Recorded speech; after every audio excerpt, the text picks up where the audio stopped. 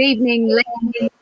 Welcome to another live edition of the Highbury Squad. Who said Man United, Liverpool, Everton, Tottenham, and Arsenal fans couldn't come together? It's a shocker, but it's true. Here we go.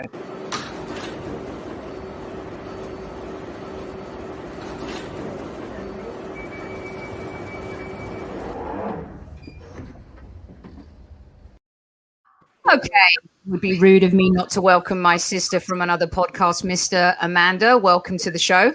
Hello. I feel like I've lived here all week. I'm only normally on twice a week, and I nearly every night. So it's worth it, though. It's worth it. Hello, everybody.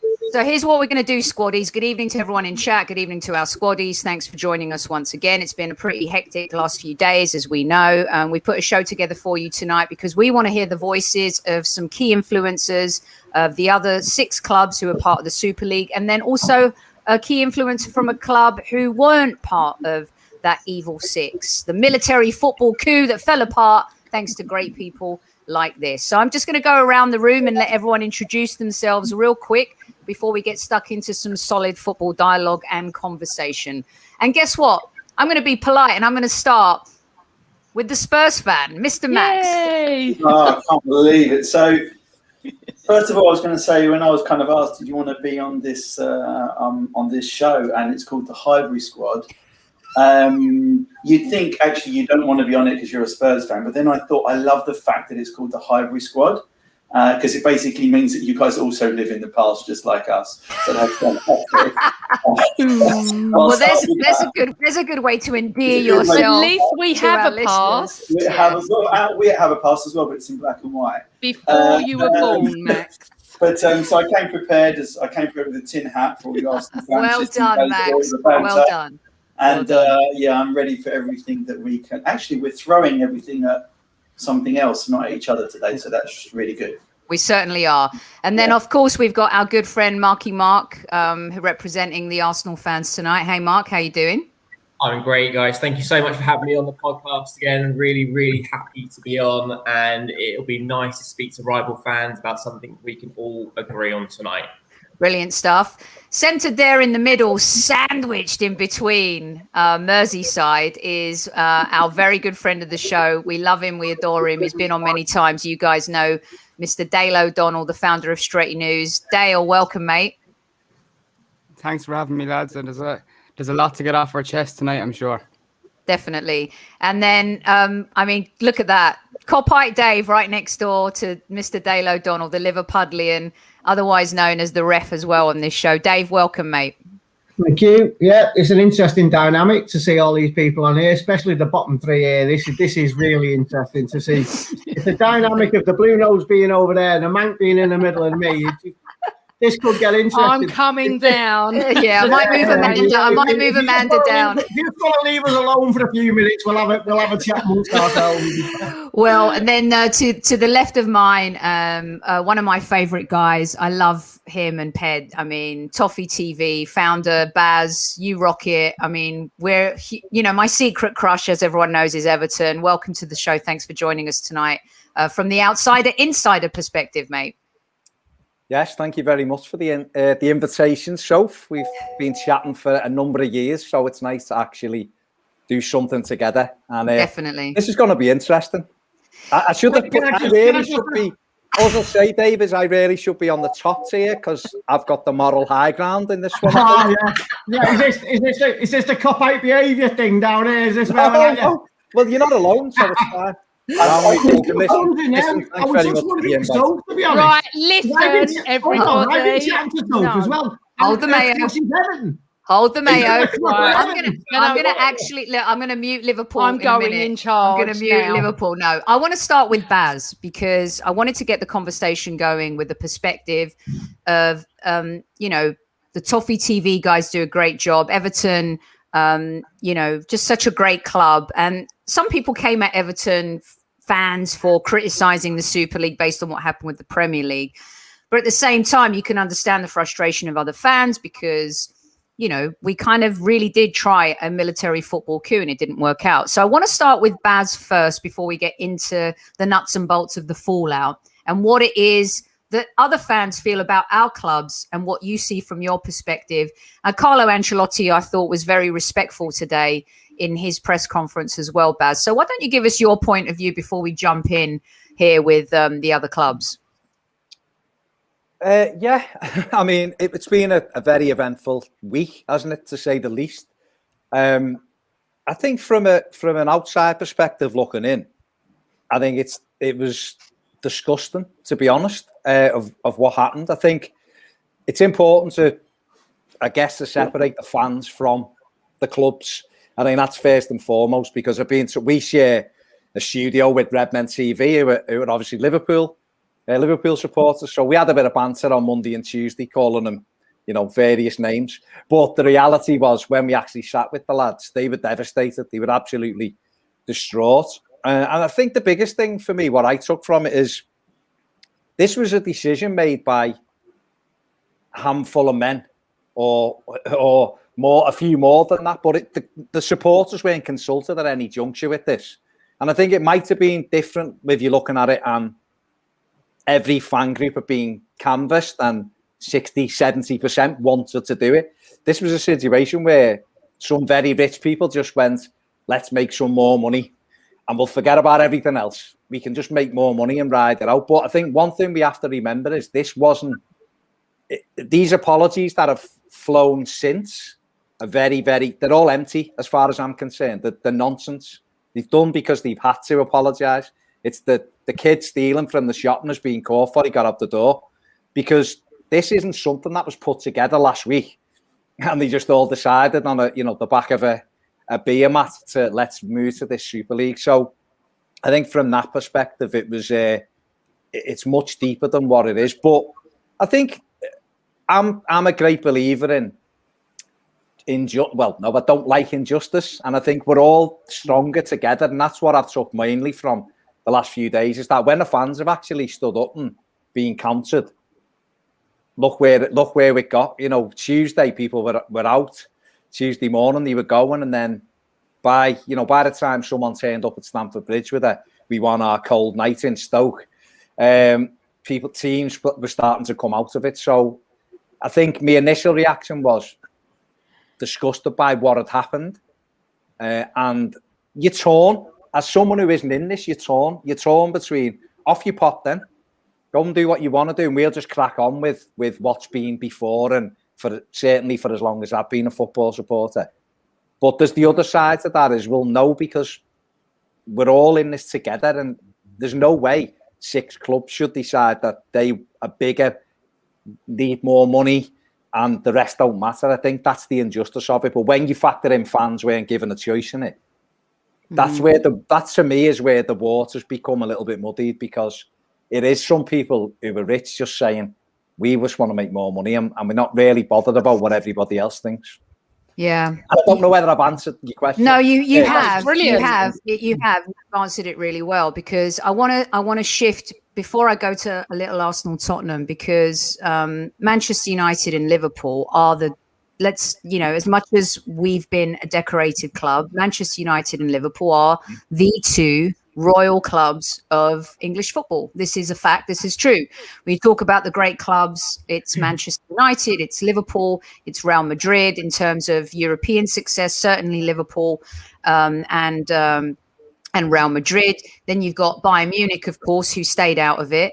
PSG are new to this. But Dale, I wanted to switch to you, because you and I and Amanda have talked on previous shows about our American ownership.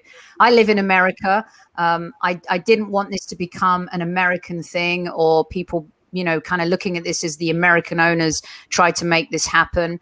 John Henry's done great things for Liverpool. I know that you have your issues with the owners, but I want to talk about Man United for a second, because it seemed like Ole came out and defended the owners today, what your supporters did at the training ground today. What's your insights into that? What's your take initially on Manchester United's involvement in this, your owners, and especially as Baz is kind of talking about the fact that they tried to kind of, veer off, steal and move on without really letting anybody else know?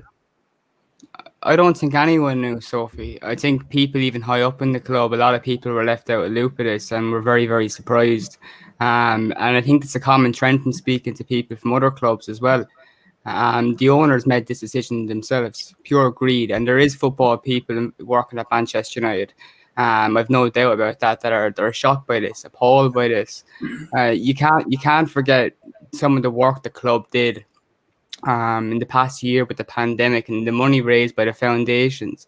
All those people, I'm sure, feel betrayed, like we do as fans, because they helped build this great reputation in the past year. It was just crumbled in a matter of moments when that announcement was made, because everybody was lied to, not just fans, everybody within football.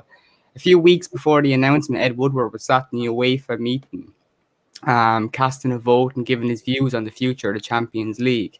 His intentions weren't very clear to everyone else, and that's why I think he's resigned, because nobody simply can trust him again. And that's why I think these owners are under severe pressure right now.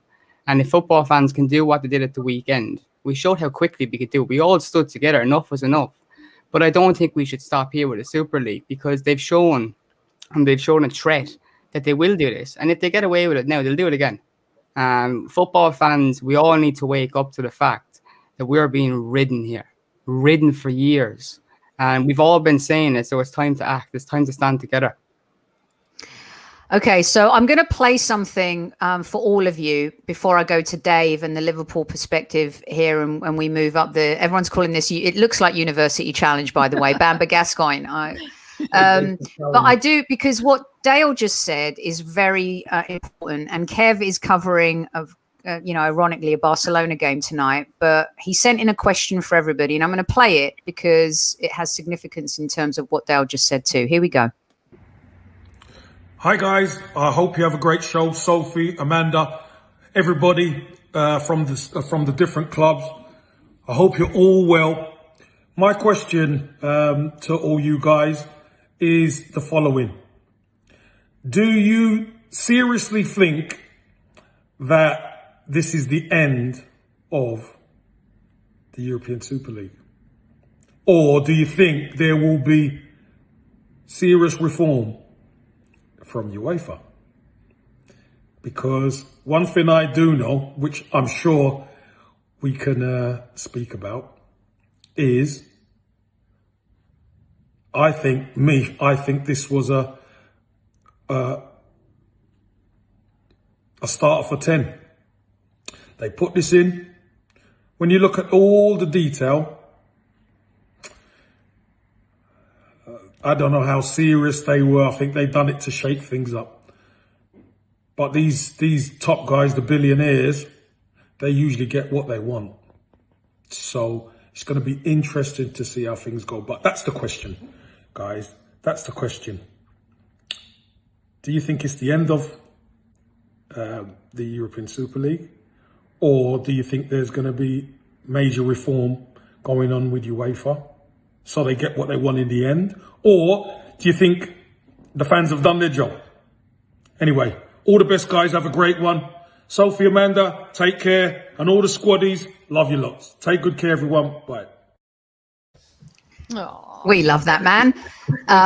Always engaged with fans and always doing great things. Dave, I'm going to come to you now based on kind of what Baz and Dale have said. And I think if there's any group that is the most disappointed, dare I say, not because you are more important as fans than any of us, but it's the Liverpool fans. Can you talk us through a little bit about that, and also kind of what Kev said?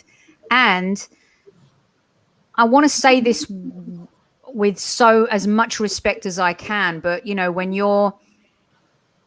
I got to be really careful about how I say this, but in a week where you're also once again recognizing one of the most tragic moments in sport, you then have an owner that turns around and does this. Can you talk us through that a little bit?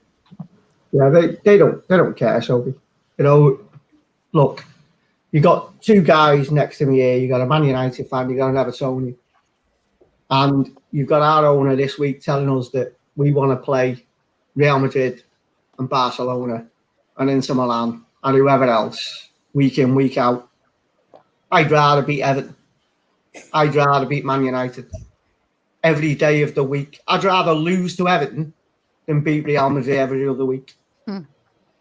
It's that risk and reward. Everton came to our place the other week and turned us over for the first time in however long. And, you know, us and Everton, us and Man United have got a mutual history together that goes through the ups and downs and the travails of being football supporters. And as much as we want to have a go at each other, and we do, and we take the mickey and we have a laugh and whatever else, seriously, you know, you've just mentioned Hillsborough, really. Yes. Evertonians were side by side with us through the entire thing. You know, you look at the pitch at Anfield when the flowers were on there, and you look at Anfield around the time of the disaster, and there was Everton fans, Everton scarves, Everton badges, Everton teddy bears everywhere. We've never walked alone without Everton by our side. And for our owners, you know, somebody said to me the other day, it's a weird thing if you look at the 6 clubs involved, because Arsenal and Tottenham would play each other. Man United and Man City would play each other. Our owners were prepared for us never to play a derby again. And I'll tell you something, I've not missed a derby game, home or away, in 40 plus years. And we hate each other, but we also love each other. And that's something that people don't get. Unless you understand the dynamic of how that relationship works, you will never understand it. Us and Everton have a brother, sister, sibling relationship where on the outside people will go, oh, people want that friendly derby. And Baz will tell you, over the last few years, it's sort of abated a little bit, hasn't it, and gone nasty, which is sad. Yeah. But actually, Baz, I don't know your age, but I'm sure you were around in the 80s. So when we had derbies at Goodison and Anfield, we would stand, Evertonians would stand on there'd be thousands of them stood on, and I'm not exaggerating here. I'm talking 2,000 or 3,000 Evertonians stood on there as I'm looking out on the pitch on the left-hand side of the Kop. Thousands with no police. No one would stand there. It would police itself. And when we went to Everton, we would stand on a Gladys.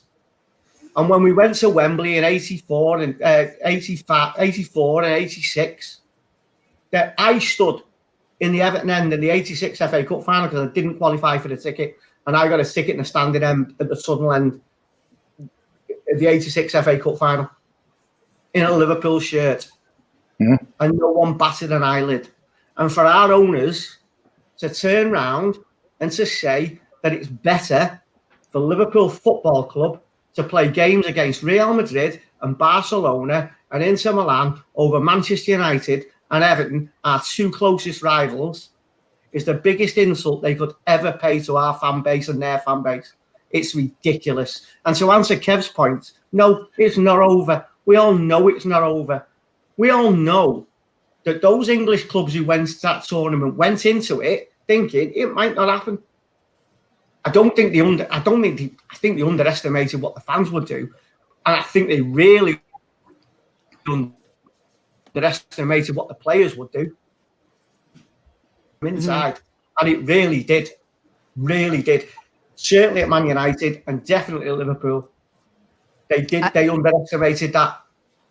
Yeah, I mean, even as an Arsenal fan, I would rather watch Liverpool v Man United week in, week out, or Liverpool v Everton. I'd rather beat Norwich, Sophie.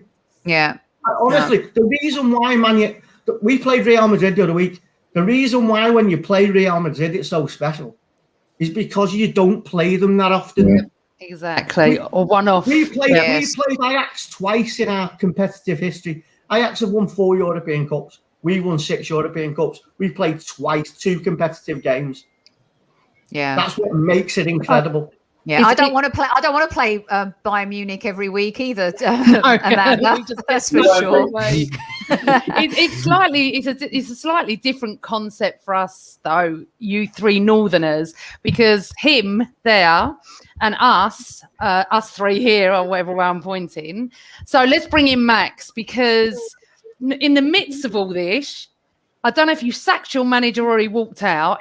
That sort of got waylaid behind all of this. I don't know if Tottenham planned that because it was very good because it all went very quiet. Mourinho gets sacked, but it was all about the Super League. So, Max, look, Liverpool and Everton are a bit different to us. We don't have that brotherly, sisterly love. There is no love. Nothing at all. So how I can explain, I understand the Liverpool-Everton side of it. And I've always said Arsenal, Tottenham are not like that. But our families are like that in a way. As I explained to you before, my mother's side are all Tottenham. And my side on my dad is all Arsenal. So it does happen, but there's no love. Nothing at all is there, Max. No, I kind of chuckled. I was going to say that when you said there's a love-hate relationship. I was like, no, we just have a hate relationship. I'm pretty sure. And that's even within the same households when you have that rivalry. But no, I think, listen, there's so many reasons for, I'm going to say about the Mourinho bit because you did ask me about that. I think it was I think the Labour Party did it once where they did that announcement. It was a good day to very bad news. And I think that's what they were doing. And there are some other kind of economics behind why it was done on that day at that time. But, putting that aside, it kind of just shows how masterful they believe they are with regards to controlling finances. And that was another stroke. But, just to say, first of all, that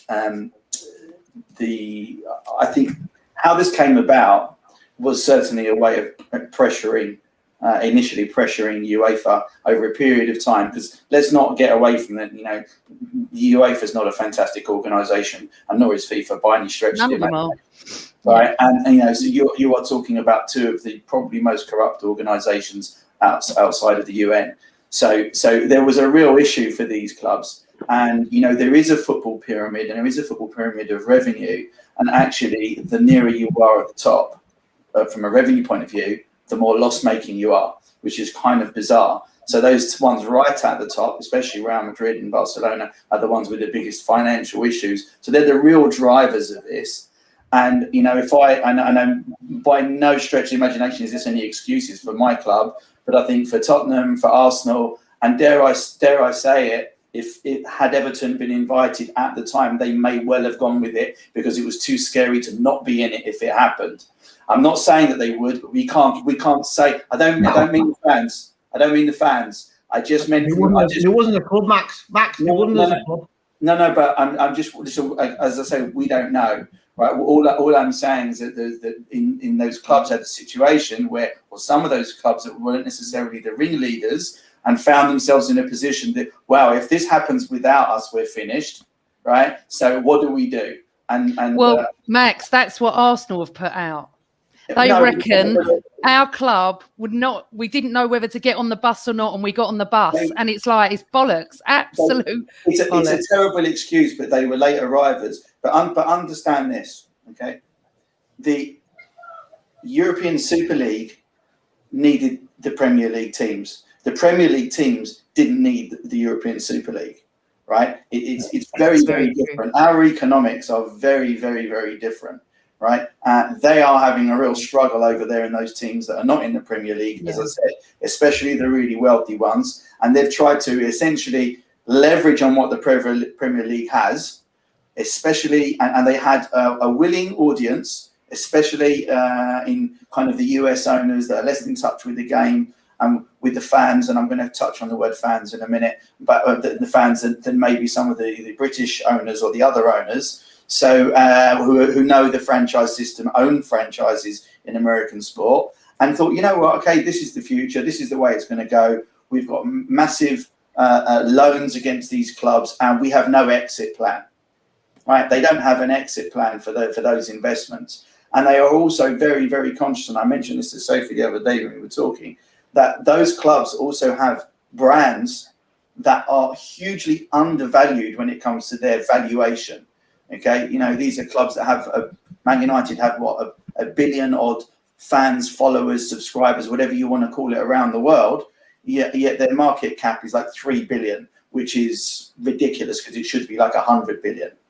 Why? because valuation is done. Sorry, my background's in finance, but they have the valuation is done on what the profitability is of these organisations, not their revenue, and they're all loss making right at the top. It kind of makes no sense, right? So they're really forced to hand, and we've all been kind of hooked into it, and it kind of, there is a silver lining to all of this, okay? That the world has had a bit of a reset, I think, with COVID. And I don't mean in football, I mean just in general life. Everyone's just thinking about things differently. And football's just had this massive reset. Because what's happened is if you just drew a graph of time, okay, and the other axis would be from fan to customer. As time's gone by, we've just gone more and more from fan to customer. And this reset has just brought us right the way back to saying, I hate that they call us customers. Yeah, this is part of the freaking problem. Can I just say something there about that, what Max has just said, because it's really interesting what he's just said.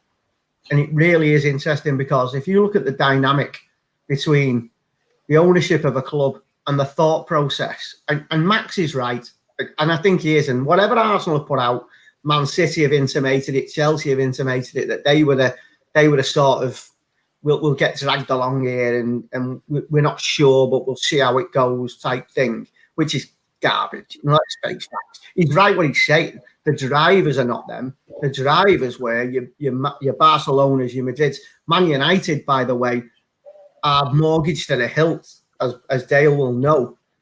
The Glazers will want that because they can see that being wiped off. And Liverpool, because of the franchise system, could see it. Anyway, by the by, if you look at what Max has just said about customers, the thing the biggest reset that could happen within this discussion is the realization from people at the hierarchy of a club that we cannot be customers, because the only thing that we can do as a customer, or the thing you can do as a customer generally, is change brand.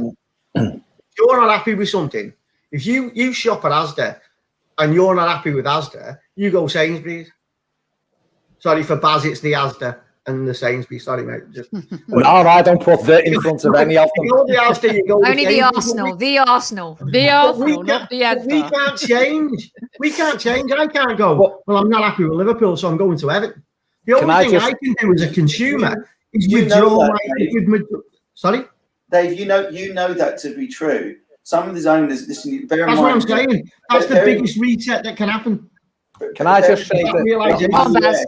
Jump in, Baz. Because Max did make a really good point, but the big thing in this point is we're talking about teams at the top losing money. Let's just think about how much money each club brings in every year. Forget about market forces, forget about what drives it. Clubs bring in £500 million a year and spend 350, 400 million on wages. And we just sit here as fans going, oh yeah, oh God, he's on foot. You know, I've seen something today. Paul Pogba wants £500 million a week to sign a new contract with United. And we go, oh, he wants $500,000. Haaland wants £1 million a week. It's like, hang on.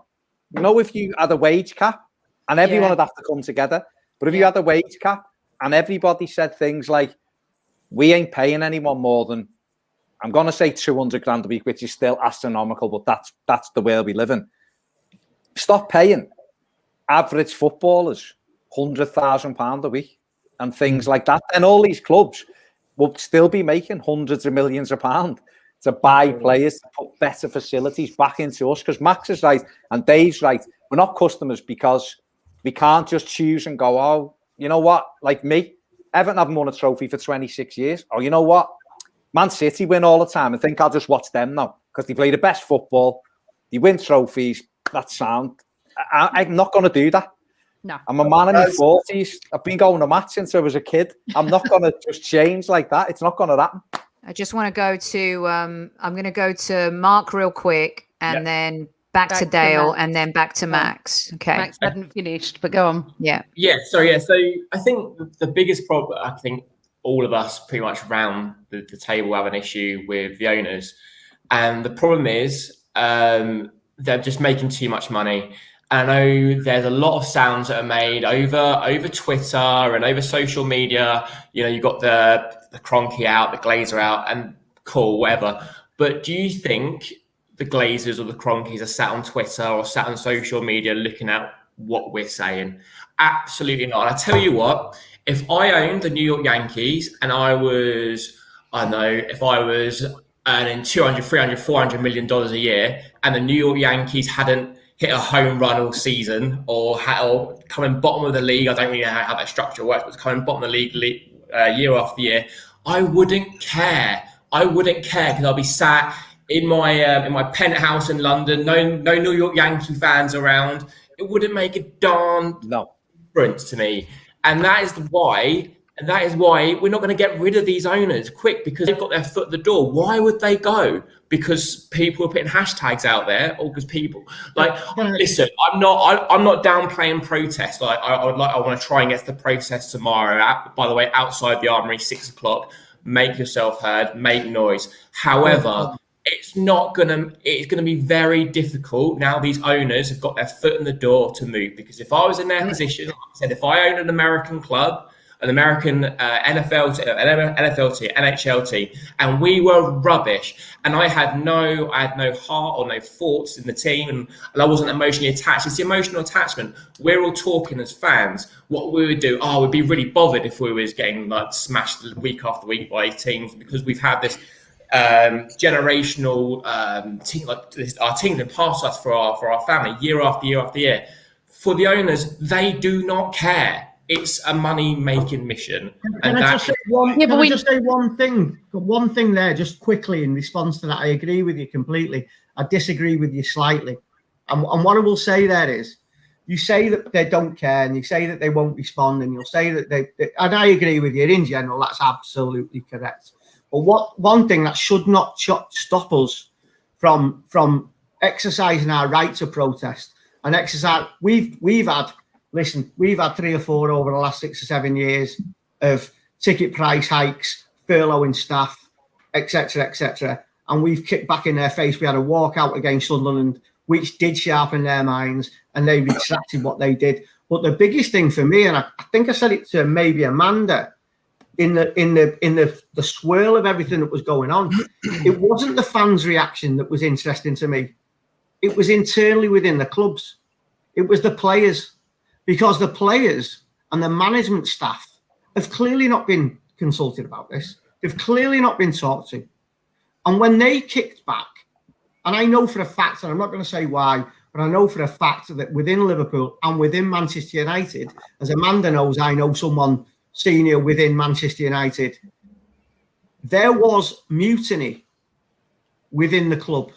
There was mutiny. Now, the fans you might not hear anything from the outside. The owner sat in his Boston office, John W. Henry. But if he's got Jurgen Klopp or Jordan Henderson on the phone to him saying, this ain't happening, take us all to court. Dave, let me just say, I literally will be quick. Dave's quick. Yeah, and I want to go to Dale after. I know, because Dale's waiting. All I'd say to you is, they've come out today. It's a 170-page contract they've signed, every club. That ain't done in secret. How is it? It's not done. It's not done over the weekend on the back of a beamer. 170-page contract. This has been coming for 3 years. To answer Kevin Campbell's question, the can has been kicked down the road until he polishes it up, and it'll come back. I apologise, Dale. No. Dale, lots being said here about your club, other clubs, money, Pogba contract. And by the way, we've been joined by our really good friend Tana, the bearded gooner, because he's an American. I mean, I live in America, but he's an American, and I just wanted him to come in for a few minutes because there is this comparison to American sports. He and I know the landscape here, and I know all of you do in terms of the Kroenkes and the ownership that they have. I mean, they destroyed St. Louis and a lot of businesses around the St. Louis area when they moved the Rams. Some would argue the Rams came home because they were already in California. So we'll get to Tanner in a minute, but I just wanted to give Dale a moment here before going back to Max and then Tanner. Yeah, just on the comment about owners not caring about what's said in social media. I think every football fan knows that they don't see every post that goes out there. But I just feel after the weekend, there's enough evidence there to say that with enough of us and with the right message, that we can make a difference. And that it's the big difference too with this from a Manchester United perspective is I've spoken to former United players, a number of players about the Glazers down the years, and what the common trend has been that they never intervened with things. They never got in the way of their playing careers. Okay, so they came in and inflicted lots of debt in the club, but there's not too many black marks where we can say they did this, they shouldn't have sacked this manager. So they've been kind of standing offish away in Florida. This is the first time ever that the players have bit back because it does affect their playing careers. This makes a big difference. And now that they're on the back foot, we can't just say, okay, we won at the weekend and that's it. We have to keep this up because ultimately these people are not good for English football. I know they've all bought the clubs already, but we should be looking at maybe the 50+1 share thing. I'm not sure that's possible. That's probably reaching for the stars a little bit at the moment because we're that far down the road. But ultimately, what we learned from this is we can't go on further with fans being left in the background. That can't keep happening. The Glazers have come out with an open statement saying they will communicate with fans. Yeah, right. Not a whole. Yeah, it's They're just cowards. like our one. They're bottom markers. It's going to be very hard. Now they've got their foot in the door, it's going to be really difficult. And I'm not saying it's not worth protesting. I'm not saying it's not worth tweeting. Do all that because I agree. I agree to it. All I'm saying is that they're just making so much money that and they're all very, very business minded. It's going to be very difficult for them to walk away, no matter what the moralities are of the situation. That's what I'm saying. Premier League could legislate for that. Can I just say something? They could bring fan representation onto boards. Most of us here have American owners, okay, that are in the big six. Sorry, Toffee TV, but you know what I'm saying? We do. But then when we go to Max, you don't have the American owner, do you? Joe Lewis is, what is he? Well, no. So Joe Lewis is English. Actually, he's a hedge fund trader. There's a shock. Funnily enough, many years ago, prior to involvement with Spurs, I don't know if you can see that picture in the background. Yes. The trading pits. No, not the Real Madrid show, which I thought I thought it was Tottenham. Sorry, I couldn't say. The other one, that is the trading. Still, well done, PG. Well done. Well done. Of the financial markets, and back in the day, Joe Lewis used to have a line to my booth where he was trading, and it was called Boat. And it was called Boat, and that's because he used to phone from his boat, and that's like in the 90s. But no, he is English, but he's not really a football fan. And I believe that they had another company alongside ENIC, which he owned, and I think Daniel Levy was involved in. I think other investments was much more real estate, I believe, at the time, and the opportunity, and there were relationships also with Sugar, I think, and there was the opportunity to buy the club, and certainly. From that point of view, it was kind of the right time to do the trade and join whatever was going on with the Premier League. Very, very different in a way to the purchase of Kroenke, certainly at Liverpool and Manchester United, where they bought into those clubs at far, far higher numbers, and they operate like a hedge fund. So actually, exactly as I was just said by Mark, it is about profit for them, and they do want a way out. Now, they did have a plan. And I believe that they had it. I'm just going to use Manchester United as a default because they are the biggest of them. They had a plan when they bought into Manchester United, and that was really to take advantage of the fact that the brand is global, the brand is therefore undervalued. And on that basis, if we can find a way to extract more money from that brand, right, we can. I believe at the time that what they wanted to do was take advantage of growing bandwidth, and I'm talking about mobile phone bandwidth across the globe, because you have TV rights here domestically and certain other TV rights. But actually, you could have a situation as bandwidth grows and everyone's got a mobile phone in China, Asia, and everywhere else, that every time you score a goal, it appears on their phone. They'll pay 50 cents to watch it. And you know what? If you've got 200 million people doing that, every time you score, you win 4-0. You can do the maths. At 50 cents, you're going to make $200 million just on that game. So they had a big bandwidth plan, and those things have kind of moved because new things have come in, and there's lots of other topics that we probably won't go into today, like NFTs, which the whole world is talking about in respect to content. It's very complex. But they are looking for ways, essentially, to monetize, make profit, and get out. And that's been taken away. But can I just refer to something that Baz said? Because for me, this is exactly where I was going with what I was saying earlier.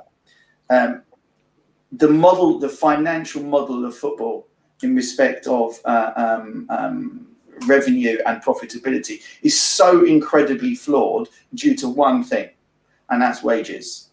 It's not transfers, because transfers, the money remains within the game and actually filters down the leagues as well.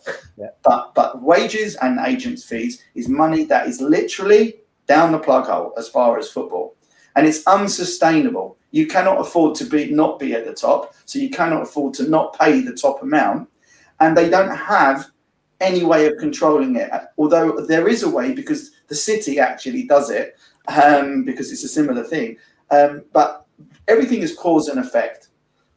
Nothing has damaged football more, than the Bosman rule. Yeah. The Bosman rule had an element of fairness about it, but actually it damaged football in almost irreparable ways, because there is nowhere in the world that you make an investment like buying a footballer at 22 years old for 100 million, and then you don't just get time decay of his age from the value point of view, you get time decay of his contract. That's an absolutely bizarre scenario, that when he peaks at 28, he's probably at his best, he's going to be worth his 100 million going towards zero. Totally flawed. So Max, because this is a great way for me to segue and introduce Tana, the bearded gooner. He has a really great Arsenal podcast too, an American born and bred. And, a lot of people have poo-pooed. Listen, we live in a relegation promotion world, right? I've covered MLS here for almost 10 years. It's just a model that can't work when you're asking David Beckham. Well, David Beckham got a cheap deal, but Charlotte, the new expansion team, is coming in at $300 million, right? You're not investing $300 million to maybe be relegated in your first season. It's just never going to happen. The model of US sports. Tana, I'll just hand it over to you so you can kind of talk a little bit about what Max has said, and obviously the NBA. You've got player power. You've also got CBAs, bargaining agreements. Player unions are stronger. Talk us through a little bit about what the guys are saying here in terms of wages, models, etc.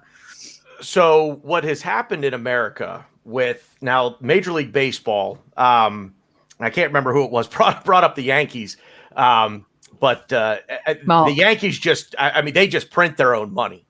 Honestly, they have their own television network over here, for crying out loud, where they actually broadcast games of other sports. Yeah. But Major League Baseball is the one major North American league that does not have a salary cap. They have something different. It's called a luxury tax, and I won't get into that and muddy the waters. But owners in American sports will actually shut their sports down until the players' union agreed to put in a salary cap. And this is the owners essentially saying to the players, look, you need to accept the salary cap, because if you don't, we, the owners, are just going to keep spending ourselves into oblivion. Imagine that. That's the parent going to the child, saying to the child, you need to start me a savings account and take my money, because if you don't, I'm just going to blow it and I'll be broke. I know the NHL is the least popular worldwide of the four major North American sports, but I am a massive hockey fan, and it is the one sport with the salary cap where it is cut and dry. It is based on revenue. Every team can spend to a certain point. You cannot spend beyond that. There's no wiggle room there. In the NFL, they have a salary cap, but there's wiggle room. There are ways around it. You can dump money this year to pay it next year and circumvent your salary cap. The NBA, I won't profess to know anything about the NBA salary cap, because there are guys that are making Steph Curry makes $60 million a year. Mm-hmm. That's just insane. But the NHL salary cap is cut and dry. It's a hard cap. The other thing is, within these salary cap systems, there's also a salary floor, and these things don't get talked about. So if you're going to introduce a salary cap, by the way, you also have to introduce a salary floor, because there could be a massive disparity there as well. And the salary floor is saying you have to spend at least this amount of money on player wages. In European football, and Max, you're absolutely right. It's the player wages that are just getting out of control. The transfer fees, yes, they get trickled back down through the system, but the wage bills just become out of control. Holland on £1 million a year. These guys are just a week. Well, excuse me, a week. Yeah, sorry. That would be a steal deal. Where do we sign that up? Let me just say that the slip there is interesting. We were talking about this on Same Old Arsenal USA on Tuesday night, where football started. And when I say football, I mean proper football. I don't mean American football.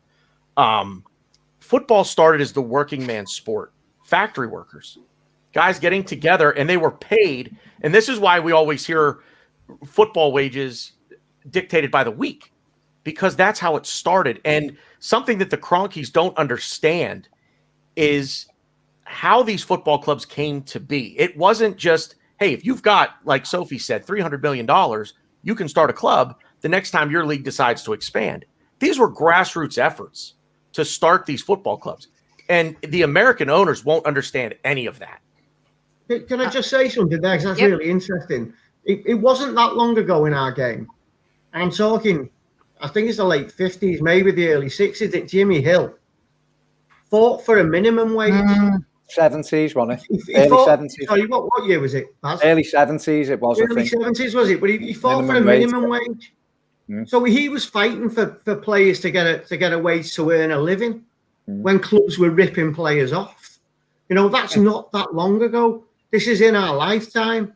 And now we're in a situation, as Max has pointed out, where money is just being thrown down the drain. We've got a situation at our football club now with Gino and Alden where, fans will tell you, just give him the contract. Just give him the contract. However much he wants, give him the contract. He's 30 years of age. He's 30 years of age. He wants a wage increase to $100,000 a week or whatever he wants. And it's like, just think about what you're actually saying.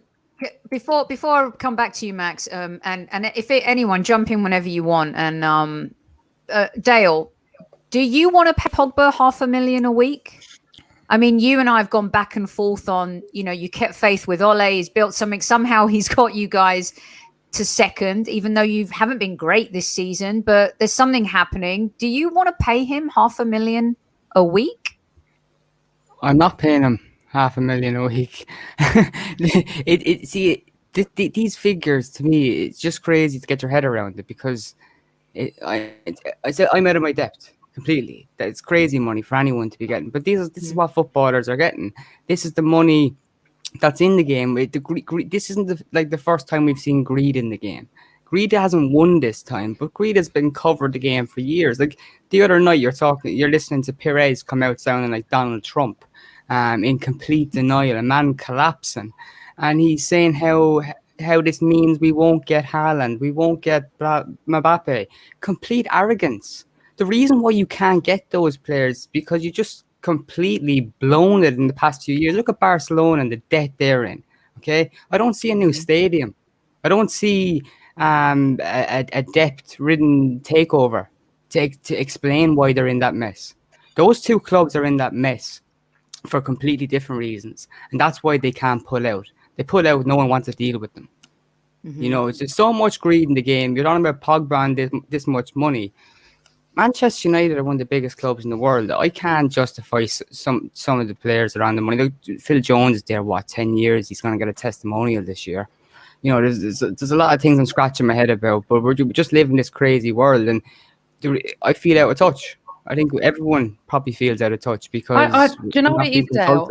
I wonder where it's going to end. Well, this is it, because I think right now everyone's talking about football and in the current model that it's unsustainable. Of course it is, and we're going back to the talk about wages. All of that has to be addressed. But ultimately, I think that these owners have crossed the line in the past week, and I can't stress enough. You can talk about how they don't care about what we say, but I think with the right backing, if we all get together, and I think hopefully some politicians get involved as well, and real power, we can make a difference and ensure that fans are consulted. Because it will really annoy me say we walk away from this and nothing is done about it, because trust me, we'll be back here in 5 to 10 years talking about the same thing. Yeah. But the difference is, if we walk away from it this time, the game will die. The game will die this time. Can I just say, Go on, Sorry. Mark, jump in Yes, and then we'll go back to Max. that's what I want to go, Max. My worry going forwards is, let's say, the Glazers go, get rid of, Kroenke goes, get rid of, and then it's about the people we bring in. What if they're worse? How are they regulated? That's the big issue for me, because it's all very well we have change, but then the people that come in, what's the regulation? What's the regulations look like? Well, you see, the thing is, what the plans hopefully will be in place with the 50+1 is that, and it's, as well as you could go back to the 2005 takeover, in which at the time Manchester United fans were warning the football authorities of what this would bring to English football. There's no United fan that wasn't against the Glazer takeover, and at the time before it happened, there was a certain Alex Ferguson and a David Gill who were against it as well. The difference is now, I don't think the football authorities will make that mistake. If we can make that change now and tackle these crooks, it shouldn't leave room for others to come back into the game, because who will want to come in? These guys aren't interested in having a 50+1 share. They don't want to deal with fans. They want to make their own decisions. So if that was to be brought in and legislated, they'll do a runner. They won't want to be involved. They're cowards. As Gary Neville said it the other night, and it's the truest word that was said, bottle merchants, every single one of them. Ed Woodward's going to run with the tail between his legs. We've been saying it for years that he's a snake, and now it's been proven. Max, can I just ask you a question? Yeah, I'd love to answer a couple of things, kind of links at everything that the Bearded Goon, Baz and Mark just said. So, and I'm going to say to you, Dale, I actually don't have a problem with Manchester United paying Pogba £500,000 a week. I don't have a problem with anyone paying anyone anything. What I do have a problem with is the bank paying Pogba £500,000 a week, and Manchester United can't afford to sustain that debt.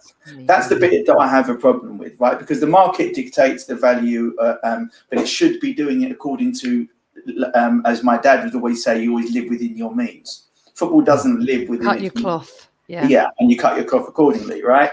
You can see that we lived close by, so our dads used to say the same lines. Football doesn't cut its cloth accordingly. So regulation. So I know I keep referring to the city and referring to fine, but I promise you that there is good reason for it, because that is the most efficient place in the world. Okay, finance. And what happens there generally knocks on to everywhere else. The world has had an issue in 2008, 2009 of having unsustainable debt on levels that don't make sense, and it crashed. And regulation came in and said to the banks and the trading companies, you can't actually take that much risk anymore. You have to bring it down to here. This is kind of what needs to happen with football. You need some kind of regulation to be able to do that. The problem is with companies and Europe, and especially, we had European law, that it's kind of seen as a restriction of trade. Ultimately, any company can make a decision on what it can and can't afford, and they live and die by the sword. Right? That's kind of how they operate. So up until now, we've been in this position where we think we can't repair the wages scenario, okay, because of the European law, and ultimately their contracts are going to run down, and they're going to be a depreciating asset, which means they hold the clubs to ransom, which means that they get paid more money because they're holding them to ransom. It's like a vicious circle. I would like to suggest that there is a solution to that, because it's another one that exists within the city. Traders that make a lot of money for banks are highly sought after, the really successful ones. They get paid enormous money, even more than footballers, when they're the best. Okay, but the way that they control them and control their whole leaving situation is because the wages are relatively restricted, but the bonuses are tied into things like, for example, options, which means that if you leave, if you choose to leave, so you can't stop them from leaving, but if they leave, they forego a huge amount of money. So by virtue of that situation, they then stay and sign. And if you did that in football, where you created not a restriction on how much they could earn, but a salary cap at whatever level that you want to cap it, and you add on top that anything beyond that is loyalty driven, and if you if you are offered a contract and you take it, you can continue to accrue it. If you choose to not take it because you want to leave, you'll forego all of that money. You know what happens? And you know, I think someone said about the player power in this instant. I wonder how they would react to this, but their wages would just plummet. Yeah, absolutely. They would plummet. And we would find ourselves in a position where football becomes sustainable, and then you don't have this situation where and I say this again, I'm not being apologising for Spurs or anyone else, but certain clubs within that 12 are way more unsustainable than the others. Okay, and that is why I said some have just been hooked into it, so they couldn't afford to not be into it, and the others are facing bankruptcy. Real Madrid are facing bankruptcy. Okay, Barcelona are facing bankruptcy, and Manchester United got huge. Sorry, just lastly to say the Premier League debt is very different. It might not make those owners profit, but it is serviceable debt because the revenue in the Premier League is so high, and it's also fairly well distributed. In Spain, it's amazing that they've got an issue because there's no distribution of wealth. It's 2.5 clubs. Everyone else gets pittance, right? So it's non-competitive, which is why their league isn't watched, which is why the TV money isn't as high, which is why they need the Premier League. It's like, again, a vicious circle. So anyway, that's what I want to say on that. So can I just, and you're up, Max, honestly, you're talking so much sense, and obviously you're knowledgeable about that and way beyond where I am. Absolutely. I just want to just bring it back to ground level, I suppose. And I think my biggest frustration with all of this is I understand that owners are in it to make money. I understand that the clubs are not what we were whenever. But you have a football club there in Everton. I'm trying to point to the right. Which way is it? That way, wherever he is. You have a football club there in Everton that came out of St Domingo's Church and played at Anfield and then went to Goodison Road, and Liverpool grew out the ashes of Everton. And you have two football clubs that, in fact, Baz will back me up here, I think that it's the most deprived borough in England where there's two football clubs, Walton, which includes Everton and Anfield. And we are probably known, Liverpool more so, but Everton have their moments and involved with us, as I said before, as being the most activist football clubs because of the city in which those football clubs are and the DNA in which it is and the way that we sort of bring ourselves forward. The level of anger that I feel towards our owners, based on the fact that they've completely disregarded the fact that we are built in a community that is working class, that is built on solidarity, that is built on a fight, that is built on being the underdog. You know, we've been knocked down left, right, and centre politically, knocked down left, right, and centre from a justice perspective. And if you're the gatekeeper of that, if you're the beholder of that, there should be someone within that organisation who brings those people to a ground level to say, these decisions that you are making are wrong. And it's not a one-off.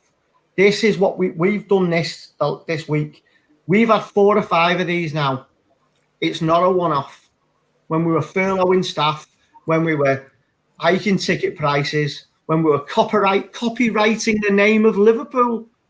They were trying to copyright the name Liverpool. It's not their name. It's the name of a city, of which Everton Football Club were the first football club in that city. And they were trying to copyright the name Liverpool. Where are the people telling them the decisions you're making are wrong? And you can have your finances, you can make your money. But I'll tell you something.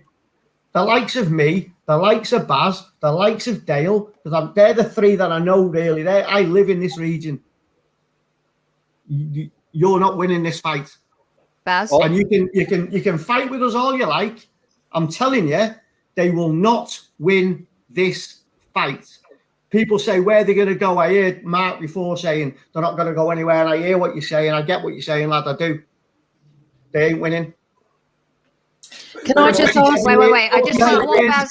Hold on. Let me want to ask. Hold on. Something, and then go to No, Baz. I'd like to go to Baz first to respond to what Dave just said, and then we can go back.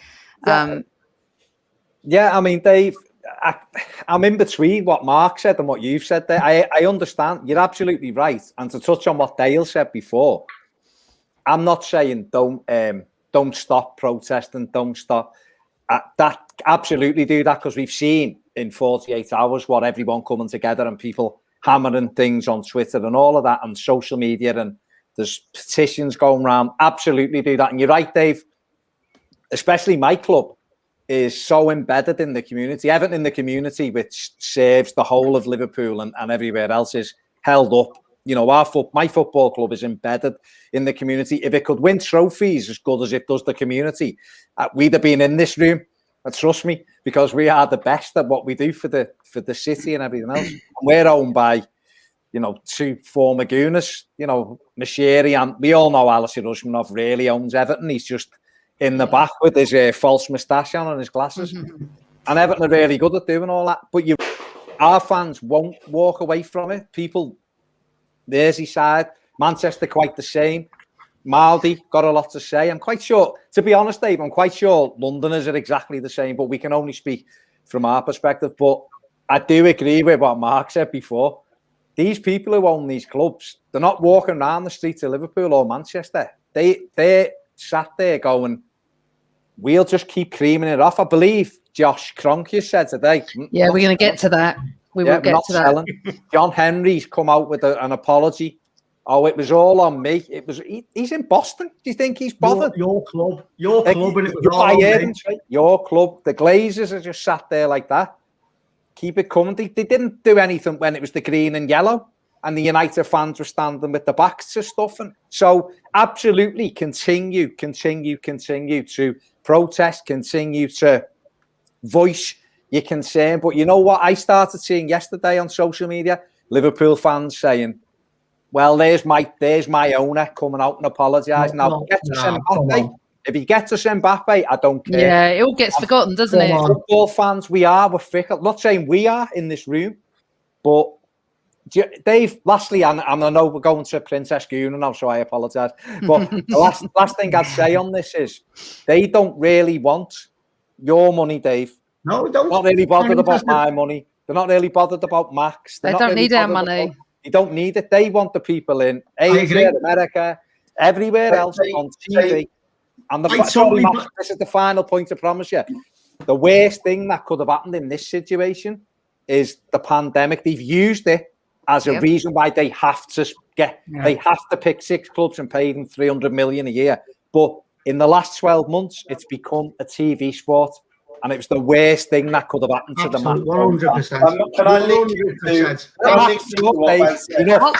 100%. Very good. Amanda, you and you I want to talk to Max. Max, I wanted to ask you the question because we absolutely all despise our owners. Arsenal, Liverpool, United, we despise them even more now than ever. Liverpool, I think, just happened. I think they've loved their owners. I don't think they've liked their owners. You think Liverpool fans have hated John Henry for delivering the Champions League and the Premier League? Hold on a second. Hold on. Quickly. I'll tell you now, Liverpool fans have been acquiescent in this. They have accepted it the same as United fans did to an extent. When they shut up when United won the league. They shut up. Liverpool fans are shut up when they win trophies. And I've said this to Amanda, have I not? The time to bang on the door is when you're successful, not when you're doing shite. When you lot get your banners out, get Wenger out, it's nonsense. It's when the club's being run into the floor. Liverpool fans, the people who are active, the people who go to the game, the people who are active with Spirits of Shankly and things like they know the reality. The problem is our fan base is so huge and so that Baz just said he's seen people on Twitter saying get Mbappe. I've seen the same, Baz. I've heard the same. But in my group, in my friendship group, Can I just carry on? Amanda, go on then, because I also want to know Dale's response to that, because I'm shocked because Liverpool were in no man's land. I mean, they'd won. Istanbul was like one of those magical. I think we need to leave that for another. No, but what I'm saying is that but I understand Arsenal fans loathing Kroenke. I understand United fans loathing the Glazers. I do not understand Liverpool fans up until this moment loathing John Henry. I don't, because it's deeper than that. It's not just about winning trophies for them. Kind of, it isn't, is it? Dave, no. Dale, anyway, right? Can I just go to I Max a second? You can go to Max, but I want Dale's opinion on that too, because it's all relevant here. Because the way we are and what we did today and what our AST group did today is amazing, right? And it's about time that we did that. I'm just surprised that by that comment. Go on. Well, look, one of the most devastating things, if you look back to 2005, that happened as a result of the takeover was that we lost a small section of supporters to FC United Manchester, who I always wish well. And what that was a sign of was a bunch of football fans. I don't like using the term that they turned their back on Manchester United. I think what happened was those people sensed reality that the modern game was moving on and passing them by. And it's not easy for anyone to go off and support a different club. I personally couldn't do it. I think if something happened to Man United, I'd just stop watching football. But this has totally divided the fan base for years and years and years. And it's come to the stage now where you're surprised that Liverpool fans didn't like FSG. To be quite honest, and I do speak to people that work at Liverpool, I don't think Jurgen Klopp has been happy with FSG for some time. And if the fans, right, are paying attention to that and what he's been asking for in the past 2 years, what they've had in their squad this year, I don't think he's happy with FSG either. I don't think they've been good owners. I don't think that the fans can trust them that they'll consult them in the future. Bad owners. Every single one of the top 6. I don't want any of them near. I hate Liverpool. I don't want FSG in charge of Liverpool. I don't want in charge of any English club. It's not good for football. It's not right, good. go on, PG. So what I wanted to ask Max, because I never got to ask you the question, are you happy with your owners? It's a great question. As you know from me, you're never going to get a short answer. Of course not, no. I was just wanted to say to Baz, because he said something about the pandemic. I just wanted to say that the worst thing that happened in the pandemic was actually fake fan sound. It kind of brought that in to say that, you know, do we control the game as fans? Do we have the fan power? And one thing that we had the power on absolutely is that if we actually didn't turn up at the stadiums, no one would watch it. And ultimately, in the day, people walked away from it. It doesn't matter that Manchester United have 75 million, I think, or I think Liverpool is like 75 million kind of actual fans around the world. The reality is that Liverpool is a city of 500,000 odd people, and if you split it down the middle, red and blue, you've both got about 250,000 fans each, and everyone else has been acquired, okay, by success up until recently, where success was bought. So prior to it being a bit, prior to let's call it the Chelsea, Man City era, and maybe a little bit of the Manchester United era, because that money was coming into the game. Prior to that, it was quite pure if you won the league, I think. Right, if you go back to kind of 80s and before. Right, answer the question. Yeah. So, on Daniel, I had to link it to that. Anyway, sorry. So interestingly, how we feel about Daniel Levy and the ownership is, I don't think some hate them, but I think it's more born out of frustration than anything else. In that, there's this glass ceiling, and you guys might laugh at this, and you probably will laugh at this. I've said for a long time that Spurs are the most overachieving club in the Premier League. Overachieving. And we agree with that one. No, we are. We're delusional, yeah. But... No, they're not delusional. Honestly, I know it's like as banter, but actually not delusional. No. Totally pragmatic about the fact that we are so overachieving on a pound-for-pound basis. To even be in the conversation is ridiculous. We've been nowhere for years. And the spending power, and I keep bringing it always back to wages, we are 100 million a year less than the top 5, if you want to call it that. It's a huge gap. So the fact that we're even there, I think we've been overachieving. Winning trophies, well, Man City really should win them all. they've got a B team strong enough to win, and that's why they always win the Carabao Cup, and they will again next week, sadly. So for us Spurs fans, it's amazing you do that. I mean, I only care about my own club. Really, here we go. Yeah, of course you do. We're really frustrated because I believe he's done an unbelievable job to even get us to where we are and deliver kind of time on time. You know, getting the trophies is just like really difficult. But you know what? To even be there, to even have the opportunity to get to finals, let alone Champions League final, beyond our imagination, have the stadium now to compete, which we've never been able to fill, you know, for a full season. We've had 3 little bits of each season. It's a disaster. So we are kind of right there. But we are also really, really capable. He's really capable of screwing that up. Because and we had a model just in front of us, which was Liverpool, right? Because they had to get rid of a couple of players that they got mass money from, and they went, we're going to plug all of that with the 2 things that we need, a Van Dijk and a goalkeeper, spent all the money there, and they did what they did. And Spurs are just, we're not punching through. We're actually kind of regressed, so we're a bit frustrated is the answer, but I don't think there's any hatred for him. If there is, it's just out of the frustration. So you're okay with it, yeah? I don't, you know what? Until this brilliant question, because until this week, I would have felt slightly differently. Prior to this ESL thing, I would have said, well, it's a stepping stone for him. They're going to sell out. And yeah, we need that kind of rich owner to come in and do what they did with Man City and Chelsea. You know, Man City would have had 250,000 fans until they came in, right? And bought that success, and now they've got 50 million. But Max, there's no guarantee because we've got a rich owner and he doesn't put any money in. This is exactly what I'm saying. Now I'm thinking, actually, don't want it. Don't wish for it. Okay, you guys hold on 1 second. Hold on, because Baz, I got to let Baz go, and I want to get his closing statement before he goes. And I know we're going to be wrapping up here. We've taken 1 hour and 11 minutes of your valuable time from your family, and we so appreciate it. But Baz does have to run, and I just wanted to get your summary here, Baz, before you head out.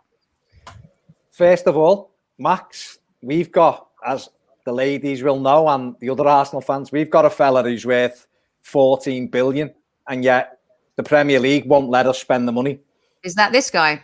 That guy and his mate, who's a lot more rich than Mr. Mashiri as in Mr. Usmanov. So we've got, our owner wants to spend 500 million a season, but unfortunately the drawbridge is being pulled up. We're not allowed to because of the Premier League restrictions, FFP.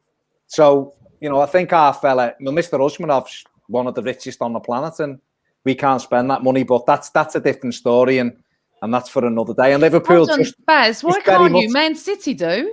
I don't understand. It's not because they're so far down the line, Amanda, that they get £400 million stadium naming rights from I see. Things like that.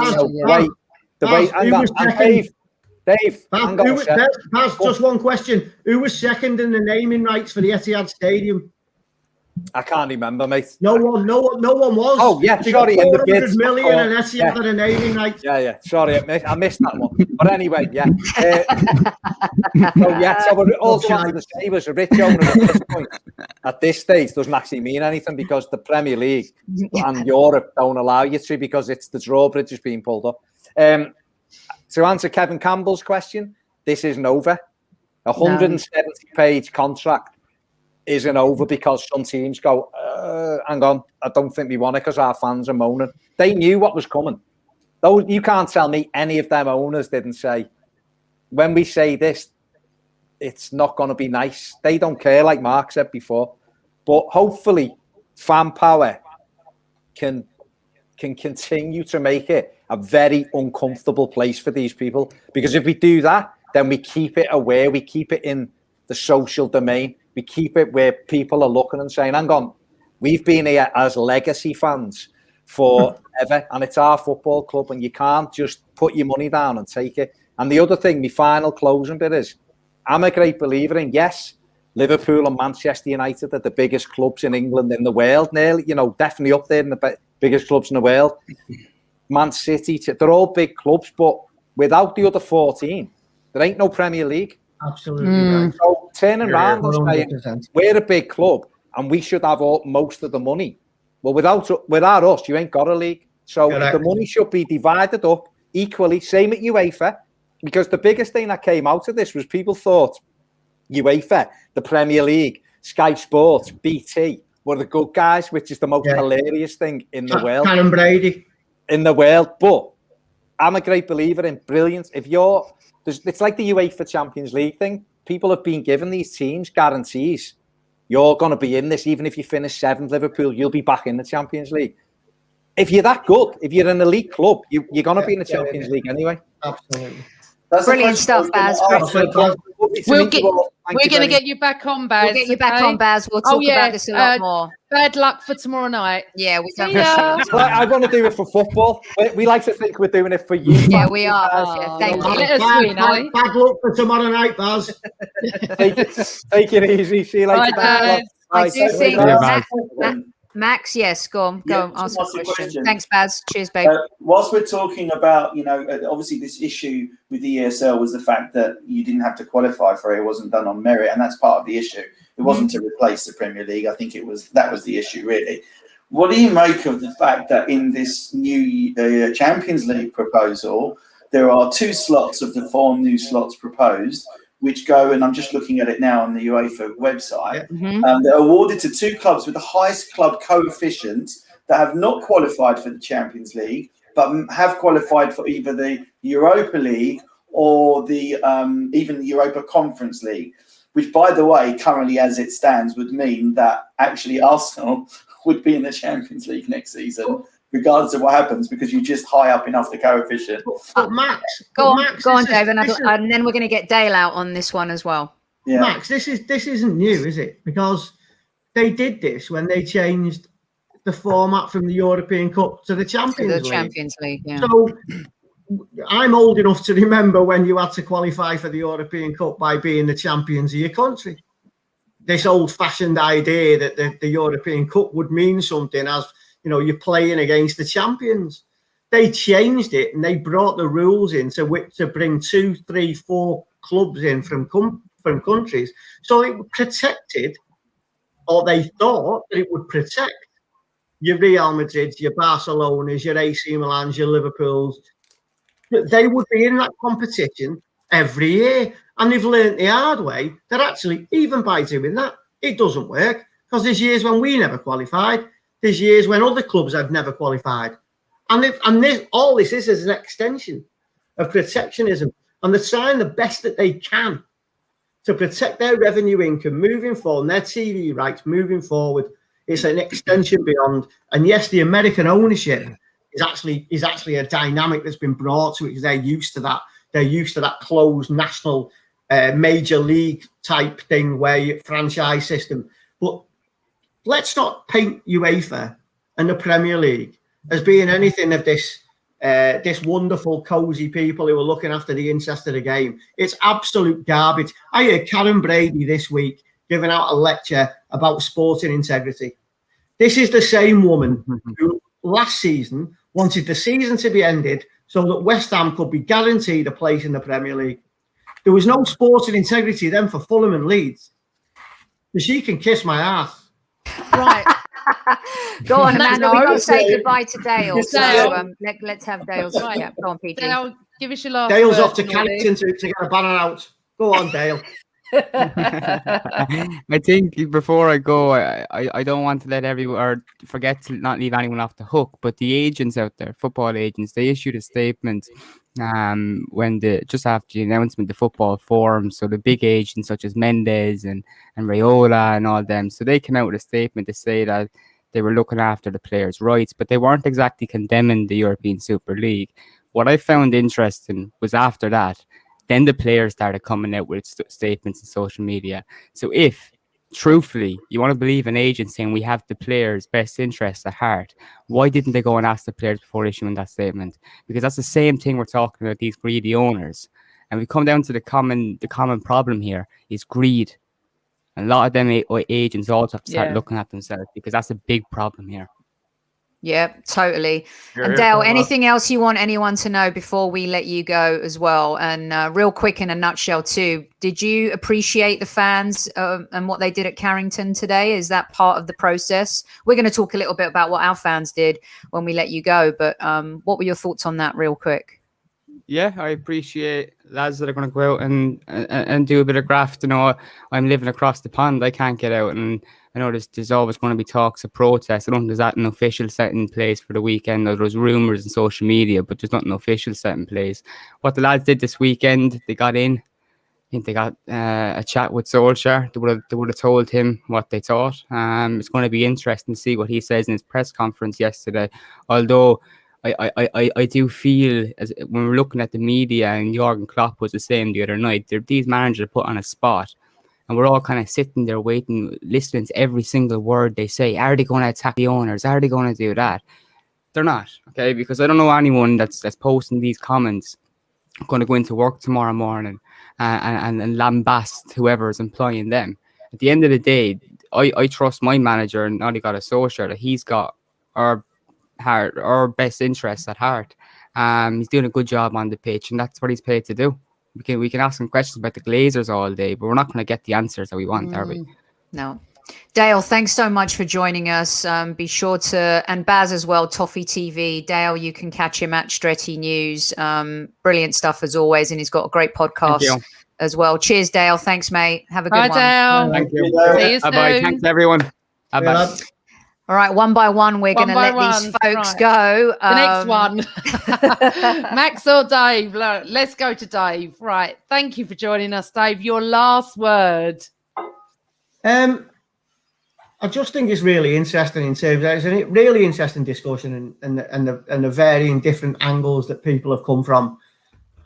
You know, everyone here understands their own football club, but in their own way. And if you go and listen to other people, they may have different opinions. But you know, I was just listening to Dale there about Solskjaer and the managers.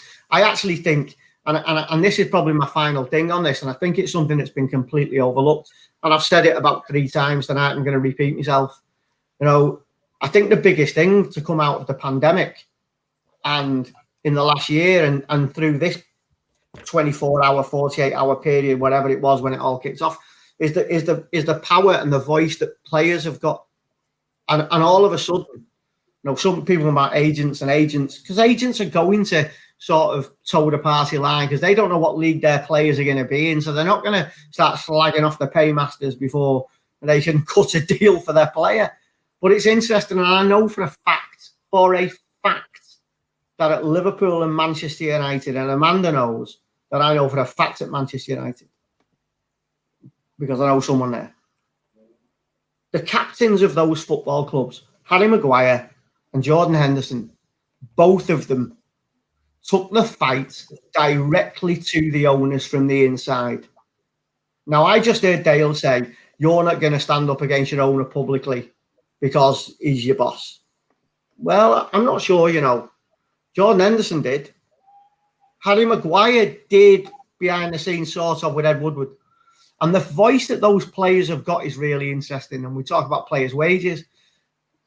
Most of these lads, Jordan Henderson comes from Sunderland, came through the league system. Marcus Rashford comes from Wythenshawe and is playing for the club that he loves. Harry Maguire came through the league system and he's now captaining Manchester United, one of the biggest clubs on the planet. And I genuinely think and I genuinely hope that these players have realised that they have a platform and a responsibility to stand up for the people who they represent. And when I say represent, I don't necessarily mean the club that they play for. Jordan Henderson's a working class lad. Harry Maguire's a working class lad. Marcus Rashford is a working class lad. And I hope that that continues, because I genuinely think in this incident, this has made a massive difference. And people say, do the owners think that we're going to get flack from the fans? Yes, I think they do. I think they did. I don't think they realised the brickbats they were going to take them from within inside the club. Brilliant stuff, Dave. Brilliant. Well done, Dave. Absolutely brilliant. We'll see you on the show probably next week as well. So thanks for joining us tonight. Take care, all the best. Take care. Good night, Thank you, Dave. See you, the ref. And we did it this way just to make sure that the Spurs fan was left in a room with 4 gooners. What final? We're going to lose to Man City B. So surprisingly, Max, when I've looked at the comments, a lot of the Arsenal fans have quite enjoyed your chat tonight. So you're now going to become our resident Spurs Business fan, correspondent. invitee. All my in-laws are all Arsenal fans, and I didn't want to message any of them to say that I was on this. I thought, we'll see how it goes, and then I'll tell them to watch a recorded version if they want. I probably know your in-laws because, as we know, they're from this side. Yeah, don't worry. I know a lot of people from that side. Yeah, I know. People don't understand what we're talking about, Max. We No, should just move on. 1.1 degrees of separation. Yeah, no, let's I know. Let's get your final last comment take. too.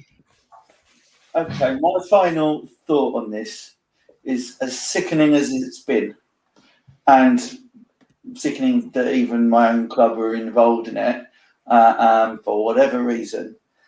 I'm perversely glad it's happened, because sometimes I think that when things are really, really going wrong, you need to kind of hit rock bottom in order to kind of rebuild. And I feel that football certainly hit rock bottom this week in recent times.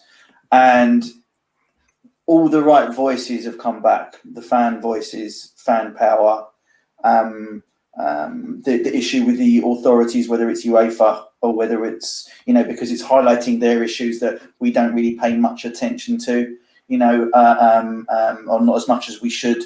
I know I do, because I am absolutely devastated that the World Cup is going to Qatar, being played by the same players who take a knee every week. Like, hold on, which way are you? You can't take the knee and then go and play a World Cup in a country that does everything that you've just taken the knee about. This whole it's been a pretty terrible situation. So the resets for UEFA as well, and FIFA, reset for the Premier League, reset for the club owners, and the fans have prevailed, which I'm kind of happy about. I'm worried that it's not over, but I don't think it's going to be in the same way. There'll be changes. Some we'll like and some we won't. There are 4 clubs for sale. Definitely now 4 big clubs. Definitely Manchester United, Arsenal and Liverpool are all for sale. I say 4, Spurs are always for sale. But literally, I think that's the truth. I think that they'll now realise that there isn't a golden ticket to take their 2 billion to 8 billion. It's gone. So I think that's coming. So that's it, really. And as I said, perversely, I'm glad it's happened, because we've hit rock bottom and we're going to have to start and build again. And now they know who this game belongs to. It belongs to us. So very well put. And do you know what? It always will. I think they had no idea about fan power, Max. Mm-hmm. I mean, we're all up in arms. They didn't even think about it. They didn't care. The thing is, though, they now know. But I do think Kevin's right. I haven't answered Kevin's question yet. I do think he's right. They're going to go around it in a different way. And probably one day they won't even listen to us. And it's such a shame, because like you, Max, I've been going to Highbury since 1972. Not that you've been going to Highbury, but I've been to White Hart Lane many a times. And the fact that we would end up playing you in a European league, probably in LA somewhere, stunk the place out, and it's not for us. But you've been brilliant. For a Tottenham fan, you've been brilliant, Max. You really, credit where it's due. Honestly, fantastic. Absolutely. Yeah. Well, you would Thanks do, a lot. because you've come on a premium podcast, haven't you? Obviously. Yeah, no, listen, for 5 Arsenal fans, was it how many of you there? There's 4 Arsenal fans. Yeah, you're like now the only 4 that I actually like. Oh. And I only had to talk for about 3 minutes to get them. Yeah, Tana, we're going to let Max go, and we're going to talk all about the Cronkies, Tana. So Bye, don't guys. worry. Thanks a lot, Bye, Max. Max. Take care. Bye. Brilliant stuff from Max. Oh, wow. And then there were 4, the best 4, of course, the Gooners.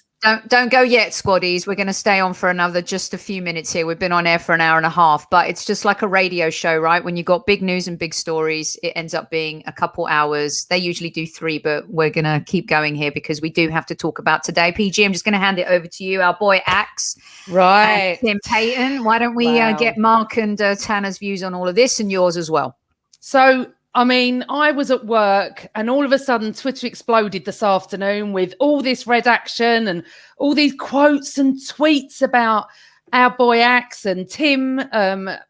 Axe was there at the forum, and I didn't think Josh Kroenke was going to turn up. Now, the thing is, I think what Axe asked him or told him was just absolutely superb. He is my hero today, Axe. He's actually a friend of mine anyway. I've been a member of the AST for quite a few years.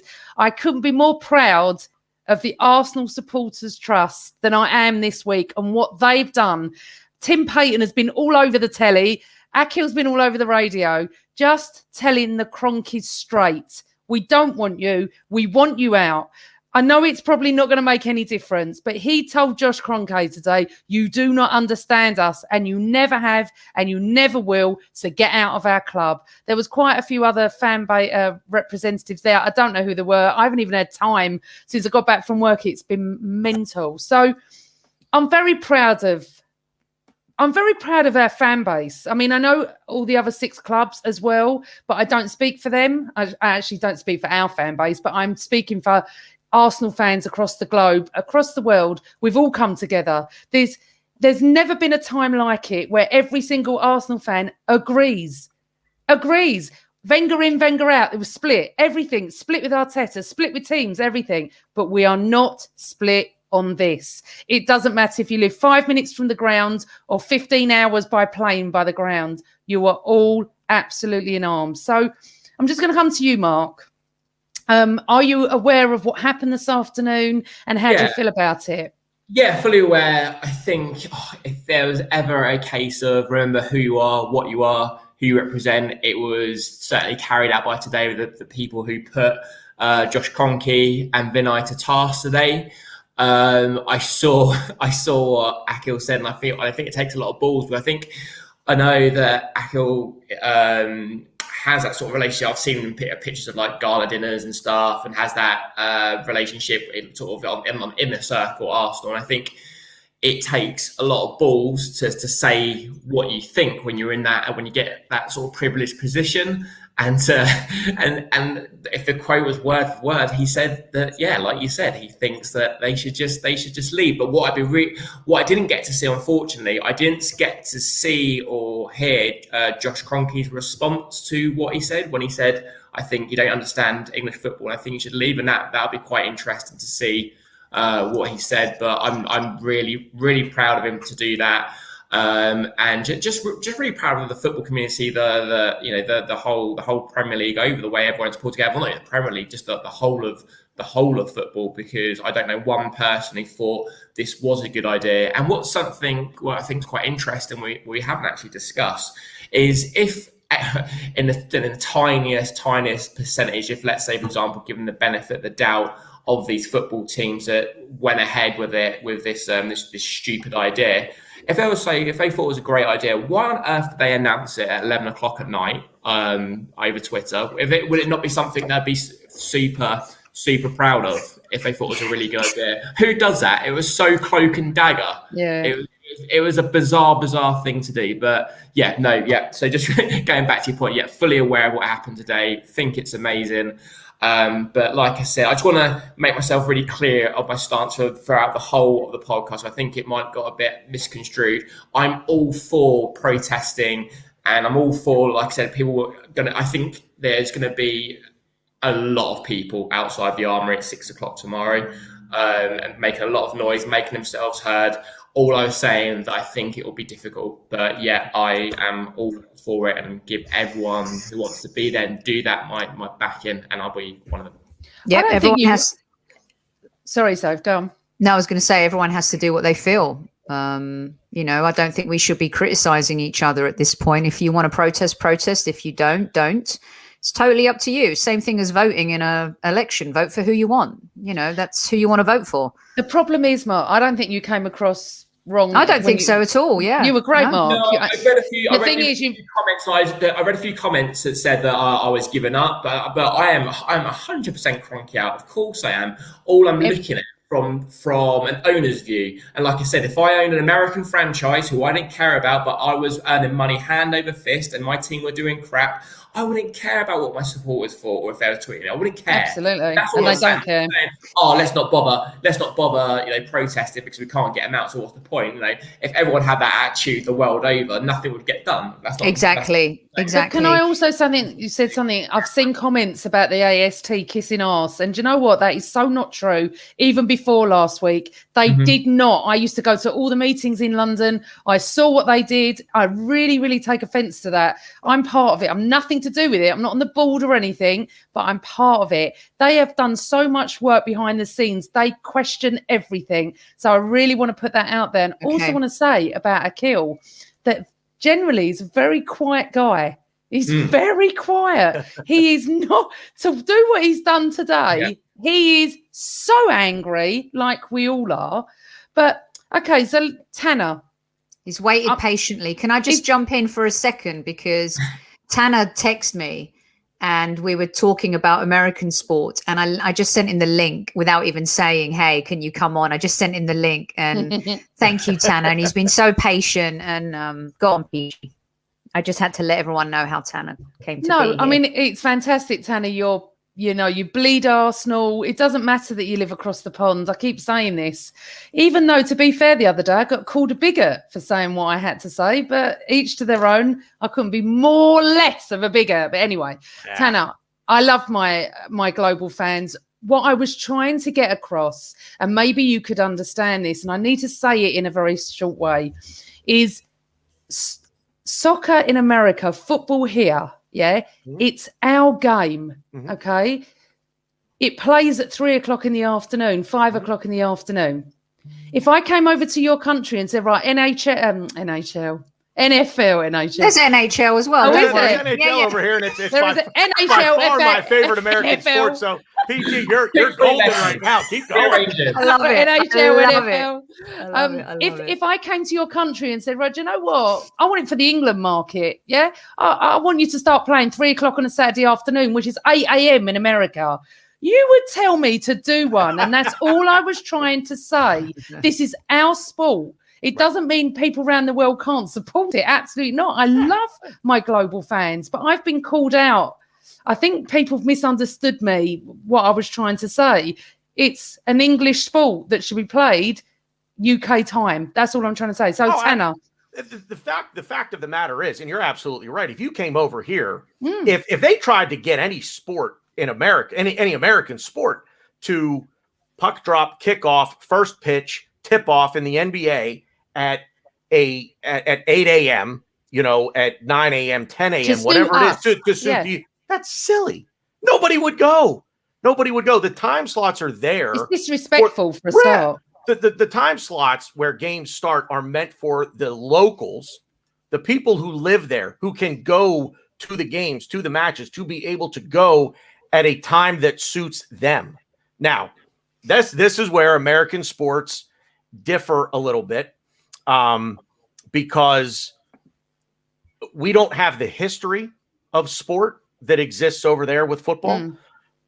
And for the most part, it's always been about money. It's always been about broadcasting, whether it be early on with baseball and radio. The NFL is really they're the juggernaut of I'm going this. I may sound like a bigot now. The NFL is the juggernaut of sports at this point with what they've done, the way they market themselves and everything else. They're the juggernaut of sport. But we have one thing that because I'm American, and as far as time slots go, that I've never sort of understood is the prime time slots. You guys don't like that. You guys don't want to play at 8 o'clock in the evening. Now on a Friday, I get that. Rush hour, especially in London, would be under normal circumstances, no global pandemic, would be a nightmare getting to the grounds at 8 o'clock on Friday night. But we have Sunday night football here, meaning American football, Sunday night football, Thursday night football, different time slots on the weekends for the games. And they're all designed to fit television. They don't care about the people who are actually going to the game. The NFL will flat out tell you, if you can't go to the Thursday night game and you have season tickets, tough. Sell them and go home and watch on television. Yeah. No, if they ask anyone from the NFL league office, and that's what they'll tell you. We're doing this because the money is in television. Somebody had said, it was either Baz or Dave, had said that the clubs don't care about us, the fan, in terms of match-going fans. The money's in television. The gate revenue that they get is, compared to television, is peanuts. So at this point, it's just all going to be driven by television, by money, and PG. You're absolutely. And by the way, PG, nice to finally meet you and chat with you like this. You guys never done a show together before? We've never done a show before. Nope. So I watched one of his shows once, wasn't I? I was awake at 3 o'clock in the morning. Do you remember? You were, yes. I came on and you was all talking about American politics. I found it quite interesting. We were on a rant of God knows Trump and Biden and all who that. knows? But can I just put something straight? There's 2 comments I've seen. First of all, James has just said, I feel like PG hates our American supporters. Oh my God, it could not be further. I've just answered it. It cannot be further than the truth. That's not true. PG, you and I interact. I wouldn't do a podcast with her if that was the case. We interact on Twitter, I would say multiple times a week.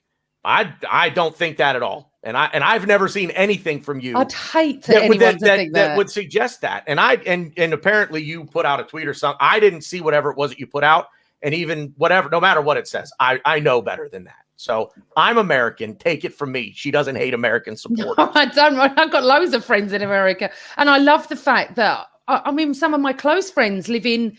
I can't remember where he lives now. Down south. South Carolina, mad Arsenal fans. We talk to all the time. So I'm not going to take offense to it, but I love our global supporters. And then there was another comment saying football is not only an English sport. No, I agree. It's not, but the Premier League is. The Premier League is. And that's where Arsenal play. If Arsenal played in the NHL, NFL, it would be the American League. I really don't understand what people are not getting here. I'm not being anti anybody. What you're saying is it's the Premier League is our league, and it should be catered around us. And if it was the other way around, we'd be catered. That's all I'm trying to say. That's it. I needed you, Mark, the other day just to say it, because I just went around the houses and it came out wrong. And I, as an American, fully understand that, because on the days where we play. We played Liverpool at noon. It was a noon kickoff over there for you guys. It's a 7 a.m. kickoff here. Yep.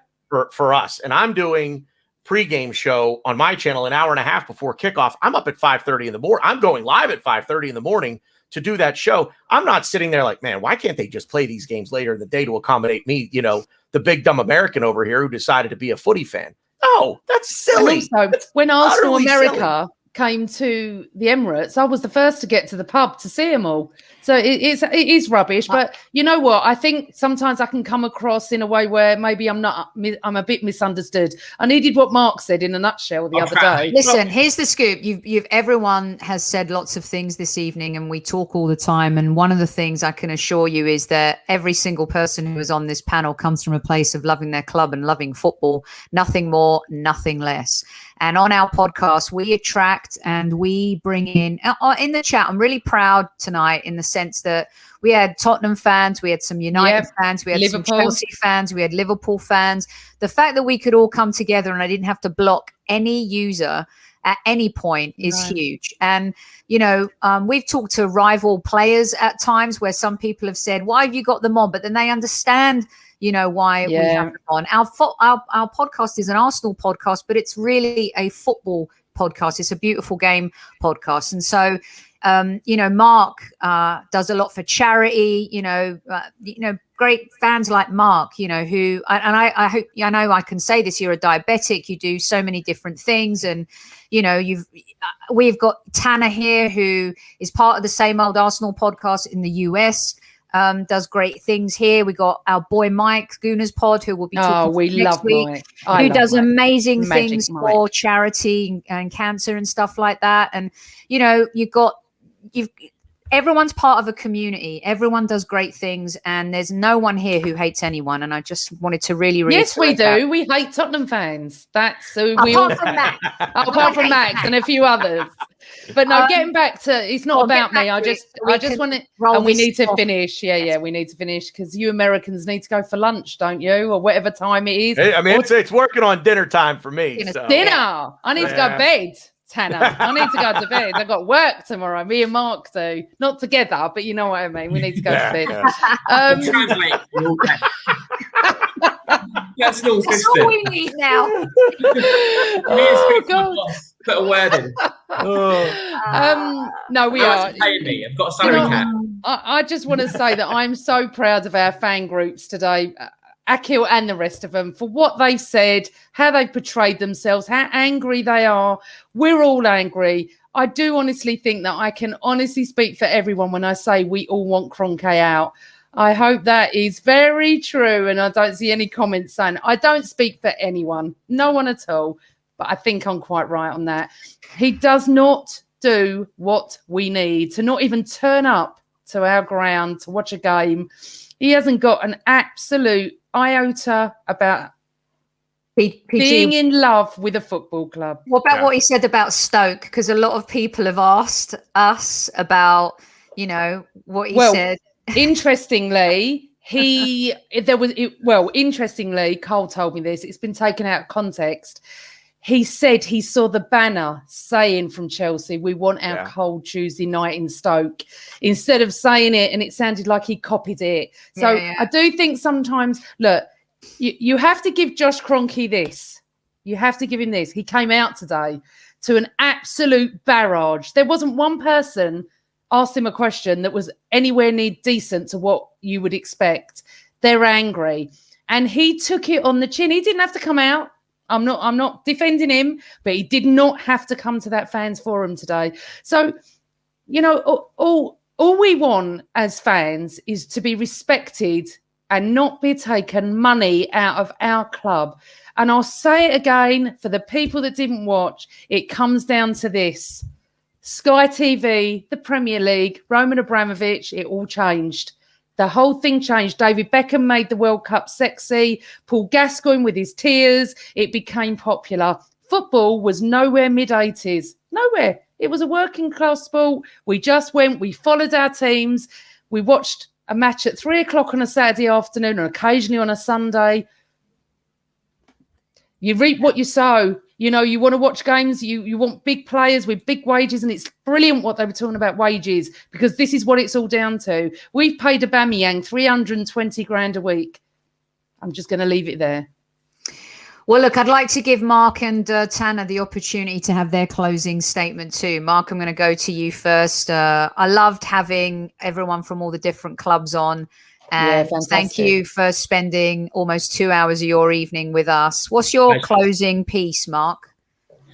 My closing piece is basically just direct your anger at the owners. It's not the players. It's not the management. It's not the fans. It is the owners. And like I said before, and I say again, remember who you are, what you are, who you represent. And that goes for everyone going tomorrow outside the Armoury at 6:00. Remember, we're a classy club. Yeah. So represent. You don't have to play for Arsenal to represent Arsenal. My dad used to tell me that. So if you go tomorrow, be loud, be proud, make your point across, but let's do it in a classy Arsenal way, how we've been brought up to be. That's my final Very thoughts. well said. Very well said, Marky Mark. Tanner, the bearded gooner. What do you have to say? Oh, I love Tanner. I am actually. I'm gonna piggyback off of what Mark said in terms of classy and a little bit of a history lesson. I watched the league final in '89, and PG, you go on about '89 all the time, and I absolutely I love it. I absolutely love it. I was a 10-year-old kid watching, and it was broadcast like a month and a half after it actually happened. But I watched it. Full disclosure, I was entranced by the announcers because of the accent, and 10-year-old kid, that's why I'm watching. But somewhere, as my grandfather tells me this story, I knew what was happening in the game, and I started supporting Arsenal because they were the underdog, and they had to win this to win a championship. And I started. That's where it started for me.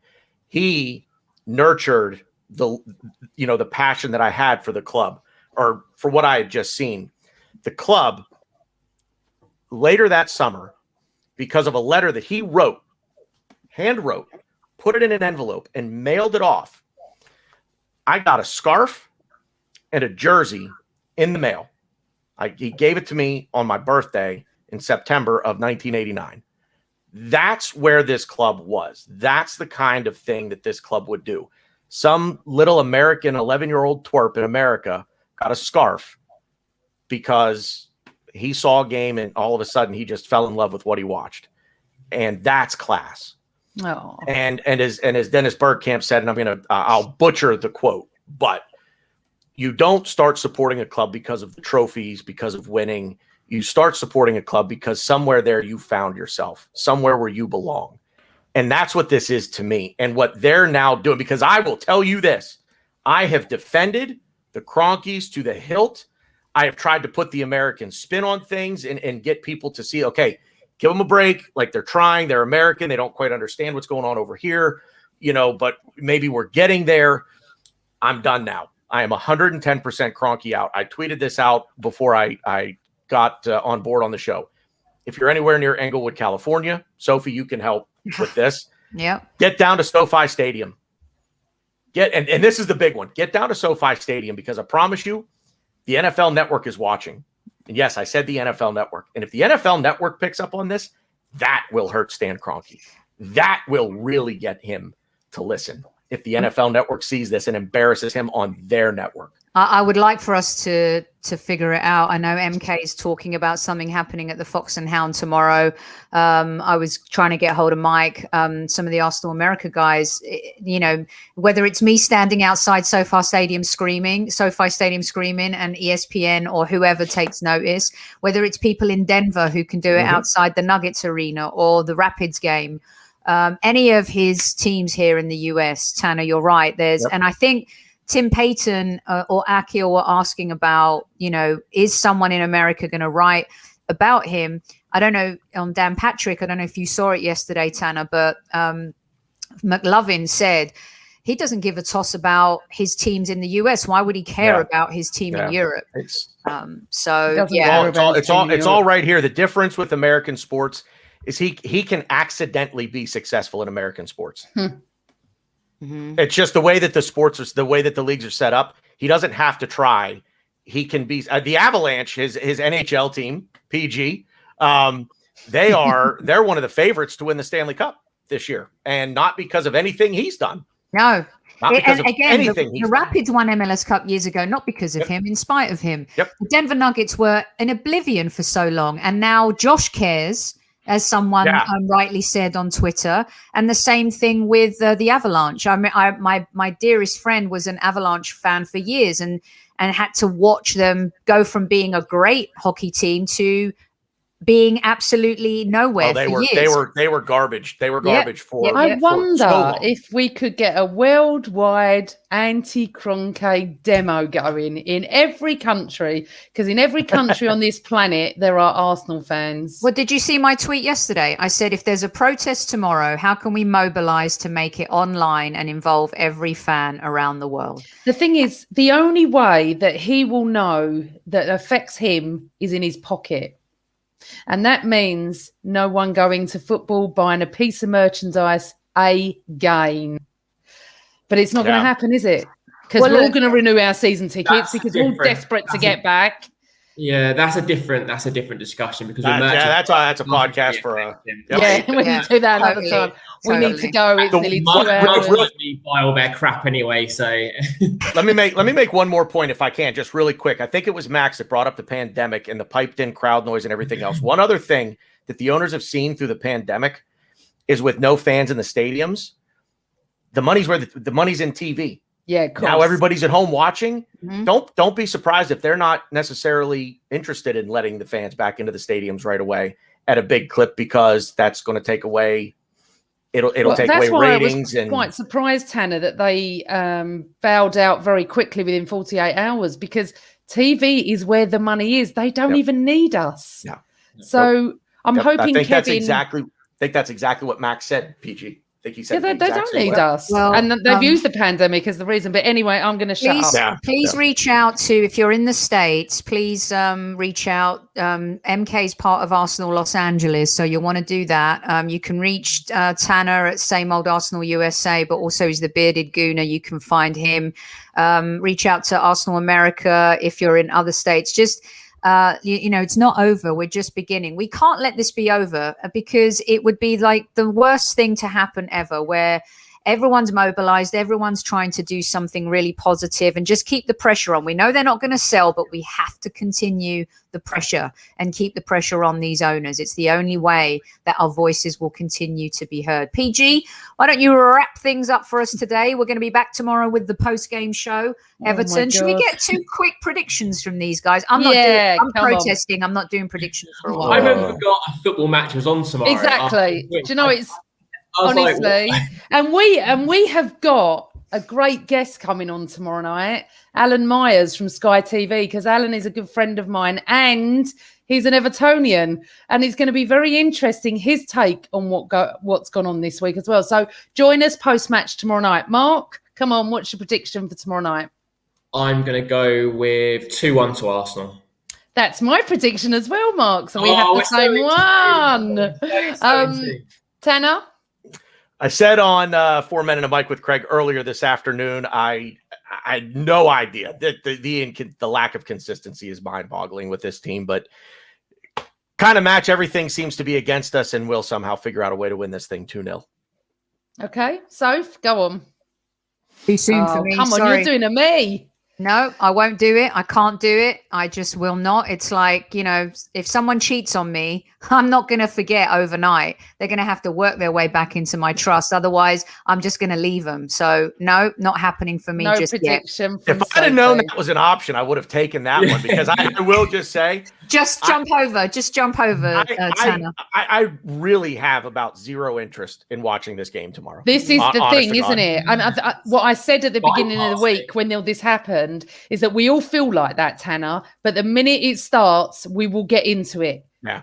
It's not that we'll forget, but we've got to focus on the team. Remember, everybody, this is not the team's fault. This is not Arteta and his staff's fault. If you are going to protest tomorrow night, make sure you don't protest against the team coach. That's all I'm going to say. Good old Bellerin was the only one that came out and said something. Anyway, let's move on.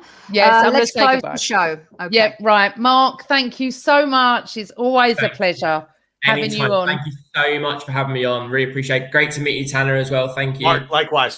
Fantastic. Tana, you know I love you, and I want to be invited onto your podcast.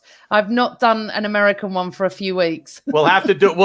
I will adjust the timing to. No, you don't have to. No, I'm not having.